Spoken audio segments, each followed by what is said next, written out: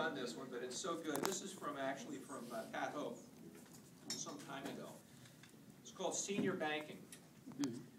Some of you are going to remember this probably. This is so good.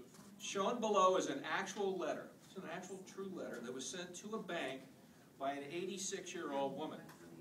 The bank manager thought it amusing enough to have it published in the New York Times.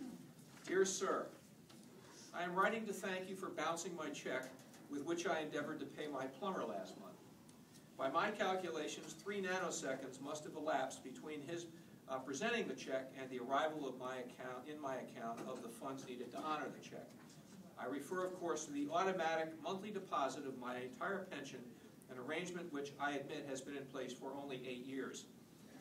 You are to be commended for seizing that brief window of opportunity, 3 nanoseconds, and also for debiting my account $30 by way of penalty for the inconvenience caused to your bank. My thankfulness springs from the manner in which this incident has caused me to rethink my errant financial way. I notice that whereas I personally answer your telephone calls and letters when I try to contact you, I am confronted by the impersonal, overcharging, pre-recorded, faceless entity which your bank has become. From now on, I, like you, choose only to deal with a flesh and blood person. My mortgage and loan repayments will therefore and hereafter no longer be automatic, but will arrive at your bank by check, addressed personally and confidentially to an employee at your bank whom you must nominate. Be aware that it is a federal offense under the Postal Act for any person other than the nominee to open such an envelope. Please find attached an application contract which I require your chosen nominee to complete. I am sorry it runs to 8 pages, but in order that I know as much about him or her as your bank knows about me, there is no alternative. Please note that all copies of his or her medical history must be countersigned by a notary public, and the mandatory details of his or her financial situation, income, debts, assets, and liabilities must be accompanied by documented proof. In due course, at my convenience, I will issue your employee with a PIN number, which he or she must quote in any dealings with me. I regret it cannot be shorter than 28 digits. But again, I have modeled it on the number of button presses required of me to access my account balance on your phone bank service. As they say, imitation is the sincerest form of flattery. Let me level the playing field even further. When you call me, press buttons as follows. Immediately after dialing, press the star button for English. 1, to make an appointment to see me. Press 2 to query a missing payment.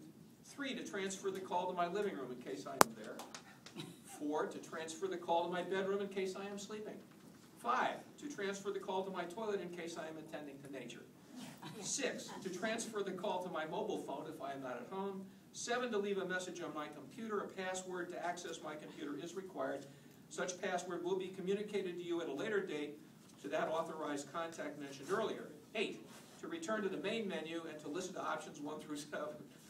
Number 9, to make a general complaint or inquiry. The contact will then be put on hold pending the attention of my automated answering service.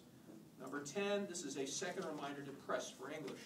While this may on occasion involve a lengthy wait, uplifting music will play for the duration of the call.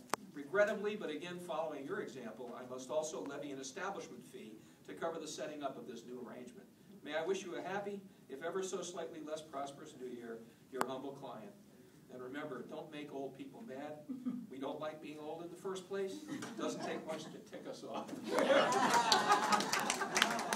A real letter.